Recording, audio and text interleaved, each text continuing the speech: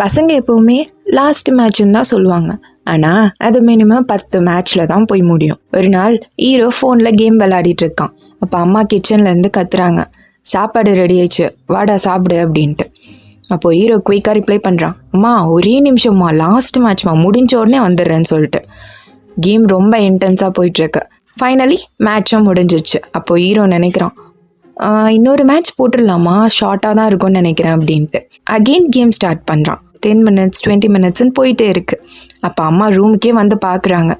Hero still கேமில் பிஸியாக இருக்கான். அப்போது அம்மா சீரியஸாக கேட்குறாங்க, சார் இதுதான் உங்கள் லாஸ்ட் மேட்சா? சாப்பிட கூப்பிட்டேன், இன்னும் வராமல் என்ன பண்ணிகிட்ருக்க அப்படின்ட்டு. அப்போ ஹீரோ நினைக்கிறான், கேமில் லாஸ்ட் மேட்ச்னு ஒன்று இல்லவே இல்லை போல், நெக்ஸ்ட் மேட்ச் தான் இருக்குன்ட்டு.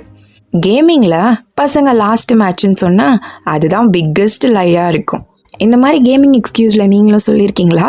அப்போ வீடியோக்கு லைக் பண்ணுங்கள், கமெண்ட் பண்ணுங்கள், ஷேர் பண்ணுங்கள், மறக்காமல் சப்ஸ்கிரைப் பண்ணிவிடுங்க.